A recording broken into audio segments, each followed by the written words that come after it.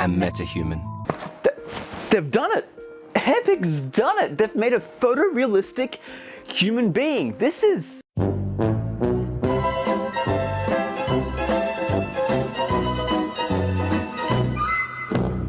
This is nightmarish, is what it is. Nah, okay.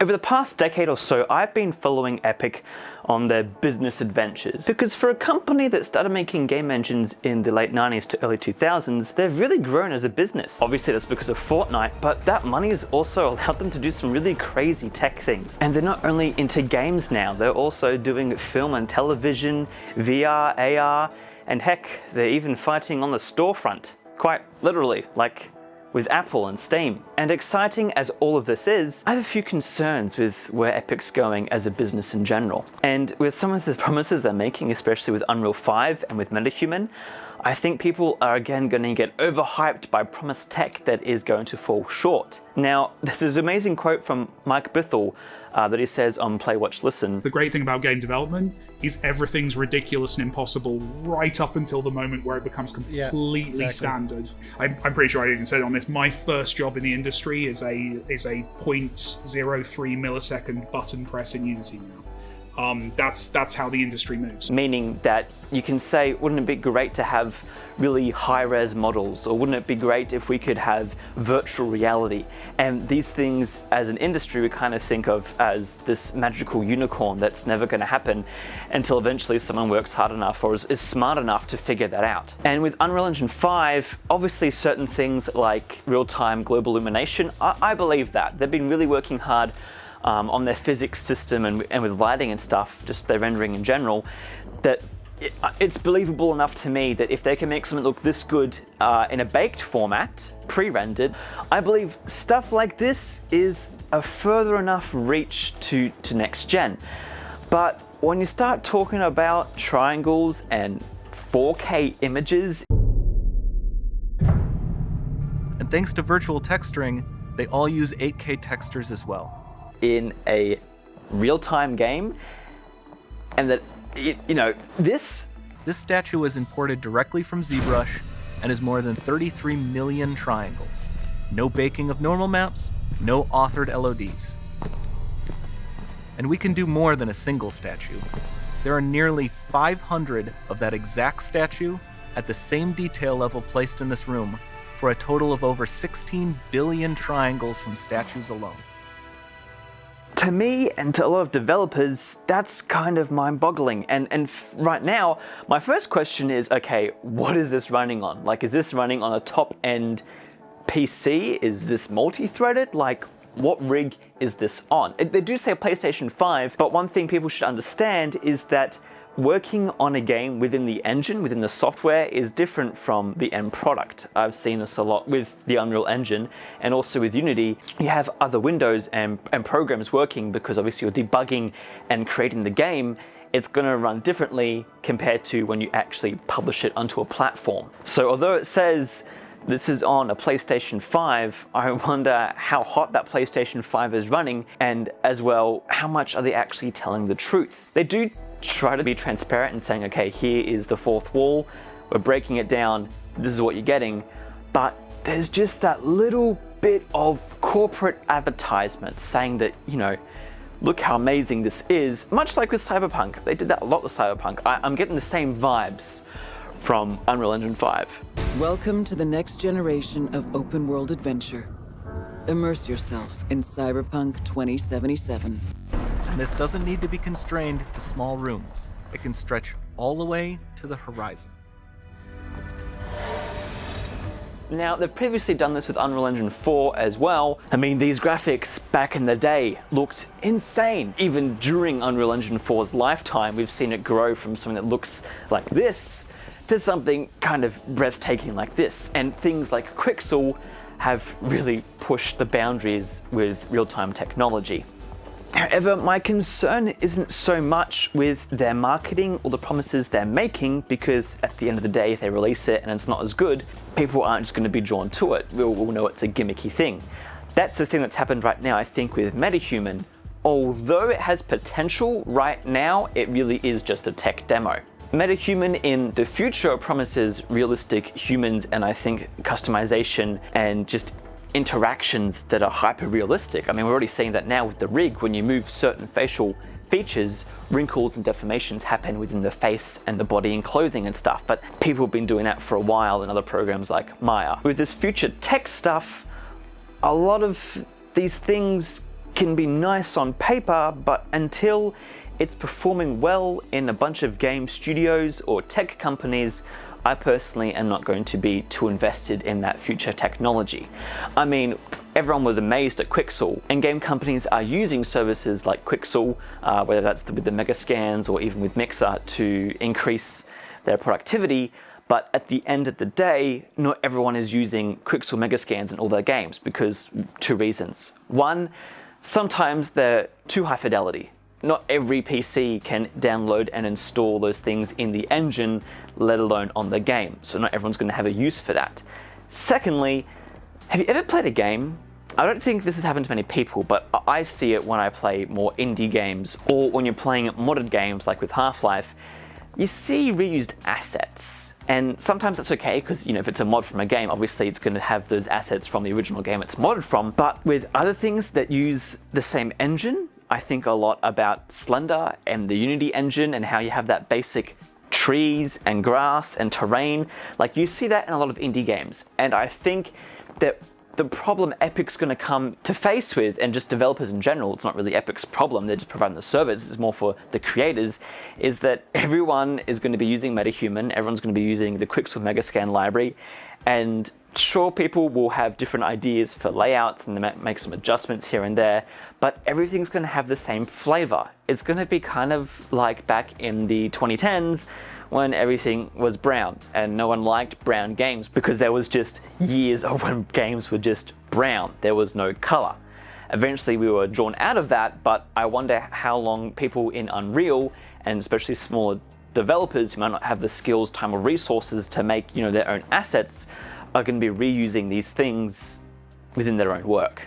And look, I'm not saying that Epic's goals are disingenuous and they shouldn't try, because Tim Sweeney, the CEO of Epic himself, has said this on the subject, which gets me really excited. But the problem is that machine learning, it's not enough. That needs to be layered onto very sophisticated systems, for physics and locomotion and character movement. The best it could ever do is simulate what your neurons do in your actual brain, right? At some point, it's going to actually translate to muscles and physics. The physical representation of a human is very, very basic. You don't have a physical simulation of muscles and sinews and fat and all of the different connective, tissues in a human. And so all you're really doing is morphing between different keyframes. And one of the initiatives that we've been exploring now that we have an Epic internal physics system, the chaos physics system built into Unreal Engine, really figure out how to use physics to drive more sophisticated faces.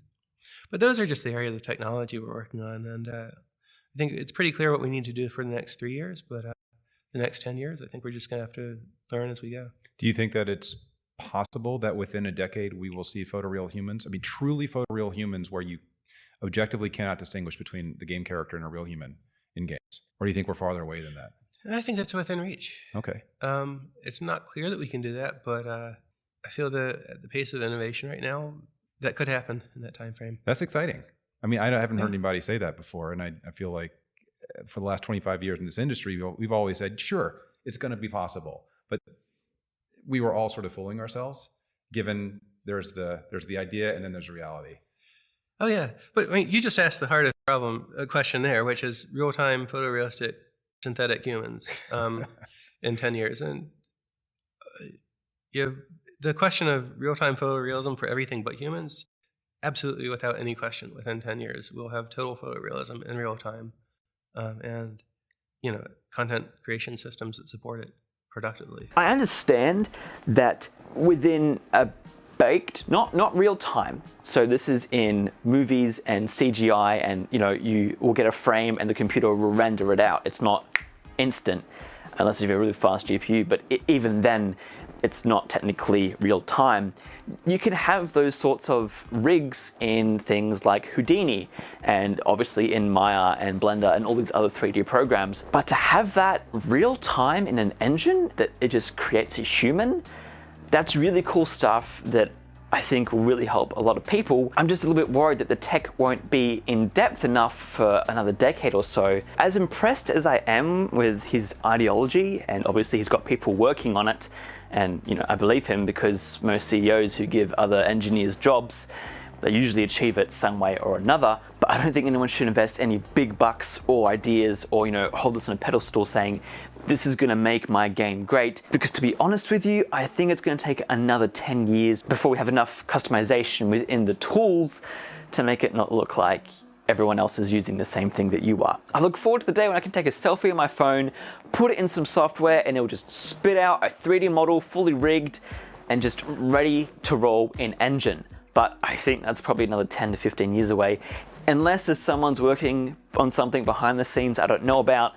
That has happened before, but with the stuff that's been released so far, I wouldn't be changing your pipelines completely to Metahuman or Unreal Engine 5 just because it hasn't been proven to work yet. It's better to hire a character artist and a rigger and people who can do this in software that's been proven to be able to do it, and with forums and support that's there. It takes longer and is more expensive, but if you have a business and you're trying to make a proper product, it's better to invest in the real time and resources than it is to focus on not a gimmick, but something that is half-baked for now. It's still amazingly well done. It's just something I wouldn't invest too much money into yet. I wouldn't depend on it with my life to make something incredible. It does look beautiful sometimes, but yeah, that's going to take a few more years, I think, before we really have our jaws dropped. And it's not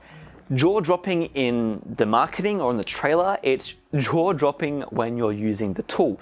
Quite recently here at Game Nights, we switched over to DaVinci, and that was jaw dropping because we were using the tools. It's not perfect, no software really is, but it did help us optimize and remove some issues that we had with Adobe. And that's a whole other topic. We can talk about Adobe another time because they have taken way too much of my money.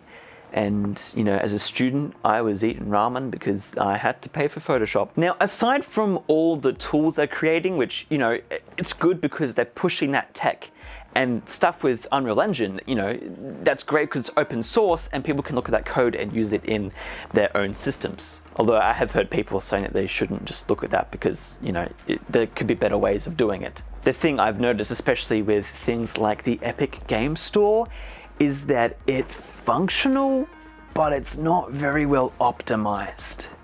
The reason why I still use Steam is because when I launch Steam and launch the Epic launcher, Steam launches first. It downloads my games faster. The UI is just more responsive.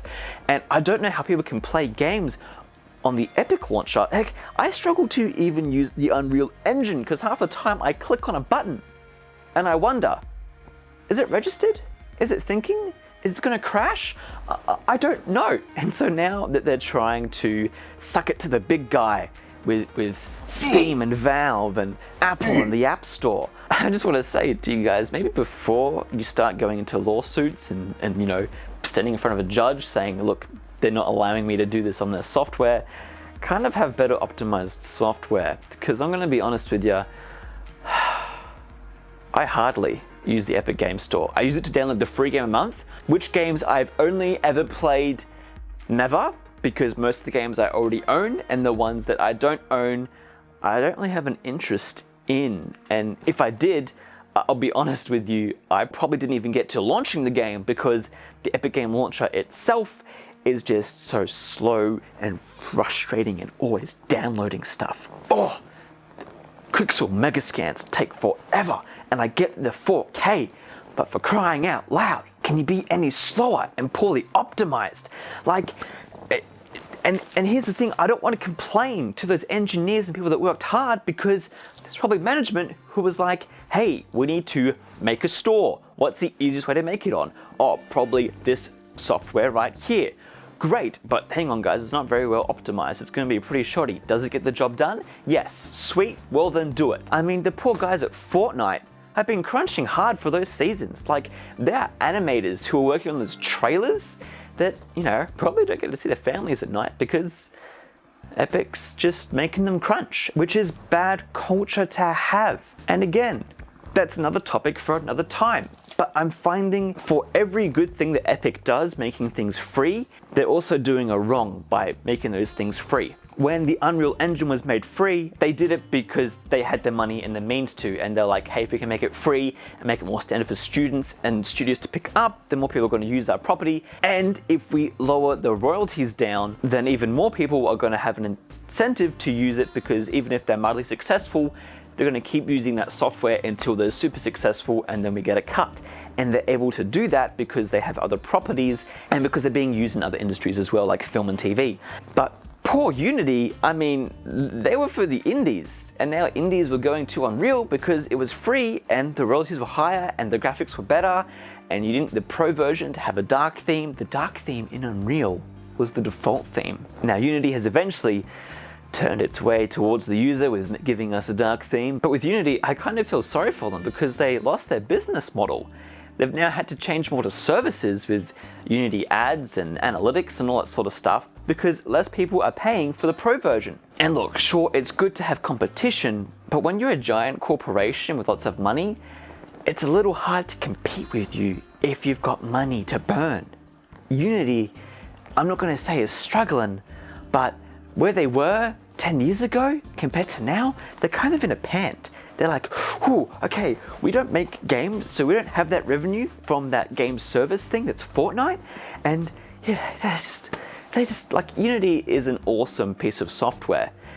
And I'm scared that they're going to turn into something like Crytek, which is just a shell of itself compared to where it was, years ago, because they're going to get run dry by companies like Epic, who have the money.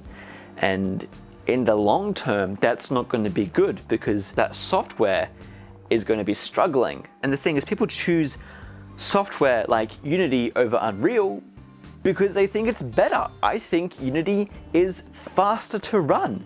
And it may not have all the bells and whistles of Unreal, but it works. My fear is that Unreal is going to run Unity into the ground, and then we're not going to have the amazing Unity software that we could have had.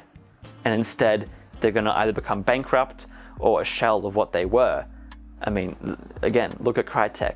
Look at what they are. Hardly anyone uses them now, and it makes me sad. Do you remember when Crysis was coming out? And for EA, Crytek and the Cry engine was like their go-to before Frostbite. And now Crytek's really just trying to stay afloat, and I'm scared that's going to happen with Unity because Unreal and Epic is just choking them at the hold, and they're saying, yo man, we're trying to compete with you, but you're kind of, Epic has a stick and Unity has nunchucks, and they didn't realize nunchucks was a bad idea until Unreal brought the stick, and now they're screwed. And finally, I think the jerkiest move I've seen Tim Sweeney and Epic pull is the lawsuit against Apple. And that trailer was just the biggest finger up at Apple. Like, I agree Apple has changed a lot and not for the better, but like, Epic, take a look at yourself. You're like $1 billion company. And I know you say you're fighting for the little guy, and I guess you might, but all you want to do is put your Epic store on an iPhone so that you can take all the money from Fortnite. Like, part of me just wants to have hope in humanity and thinking, yes, they're trying to do something good, but as a really expensive big business, yes, they have the money and resources to do that, but also they're a big business that's probably very selfish when it comes to their money. So we'll see how the lawsuit goes. I think platforms should have a right to gatekeep their systems. I think that, it applies to PlayStation and Xbox and Nintendo. And I think it's the same with, if Google wants to lock me behind a paywall or doesn't want me to download anything except for the Play Store, I think that's okay if I buy the phone and I'm okay with that. That's why I don't have an iPhone, because they gatekeep a lot of things that makes it harder for me as a user to use the device. I mean, maybe if it's possible to bring out a version of a phone that's more unlocked, that has more of an Android flavor, then maybe sure. But yeah, I don't know where I sit on that, because really I would just say to Epic, you've got the money, make your own phone. But at the end of the day, Epic is a billion-dollar company who just wants more money, and they're willing to dish out as many free things as possible as long as you use their service. They've got vision. They're like Disney. They make incredible things. But I'm scared in another 50 years' time, just everything's gonna be Epic owned because they've become a monopoly and they've kicked everyone out. So yeah, that's a bit of a downer. I hope I'm wrong. Let me know what you think in the comment section below. And if you want more videos like this, hit that like button and also suggest another games industry topic, whether that's to do with game development and possibly things like game design, programming, software, or any sort of games journalist topics that, you know, stuff like WB Games patenting a game system. Stuff like that, I would love to sit in front of the camera and just rant about. I am Sir Nathan. Thank you so much for watching, and until next time.